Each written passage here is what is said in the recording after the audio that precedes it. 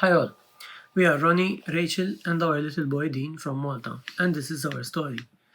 Dean was born on 12 November 21, and one can imagine the joy and happiness he brought to our family.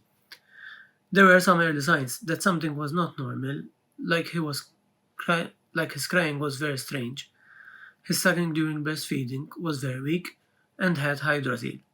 But doctors kept telling us everything was okay, but he was just a bit lazy. By end of January, we noticed his eyes were shaking and visited an ophthalmologist, who noticed the cherry red spots in his eyes. The same ophthalmologist had a previous encounter with a GM1 patient a few years back and immediately referred us to hospital. On 2nd February, Dean was seen by a neurologist and told us that unfortunately he had a storage disorder. Most likely it is GM1 Gangliosidosis, which is the most common we have in Malta. At first, we did not realize what this meant, but after further explanation, we knew that this was a parent's worst nightmare. Our boy would be taken away from us in a very short time. Thanks to help from Cure GM1 Foundation, we met other Maltese families who passed through this before us and explained to us that there were some clinical trials going on. In a few days, with help from GM1 Foundation, we spoke to families whose children received gene therapy, gathered contacts and information. In the meantime, we received the official diagnosis, confirming it is GM1, which luckily did not take long, since in Malta they test for it immediately, due to the high incidence of one baby per 4,000 births per year. Being only 3 months old, Dean was one of the youngest diagnosed, and this made him eligible for the clinical trials. Obviously, we opted to choose the ones which had the first opening. As we know, time is of the essence for GM1 babies.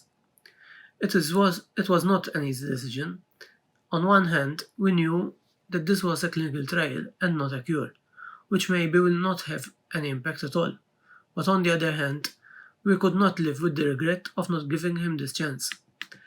By end of March, we were on our way to the UK to start the tests prior to receiving gene therapy. Tests including MRI scan, echo test, audiology, ophthalmology, lumbar puncture, occupational therapy, and physiotherapy.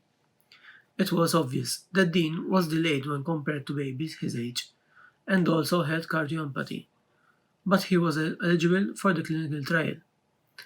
On 27th April, he received gene therapy, which was delivered intracisternal, and remained in hospital for 3 nights for observation, and after that we would start going every week to the hospital for blood samples and minor checkups. This led to the 1-month follow-ups, in which some tests were repeated, one of which was the echo test, and this showed that there were some improvements in his cardiomyopathy, which filled us with hope. Further to that, we were noticing that he was more active, he was grabbing toys and moving them around. Obviously, this could be also normal and not related to the treatment he received.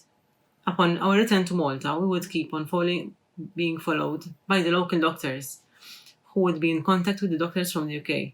This meant visiting the hospital in Malta once or twice a week, in addition to physiotherapy, occupational therapy, and other appointments we had at hospital. It has now been a few months since he received gene therapy, and there does not seem to be any side effects from the actual treatment, but the condition seems that it is still progressing. In addition to the above, he is taking various medications, some of which he takes without complaint, others he does not really enjoy. But we believe that all we are doing is to make his life more comfortable as possible, whilst hoping that gene therapy has worked on him. We hope that in a few years' time, what we are doing today will result in a cure for these children, and if at least this will not save our son, maybe it will save others in the future, and every child will have the opportunity to receive treatments to save their lives.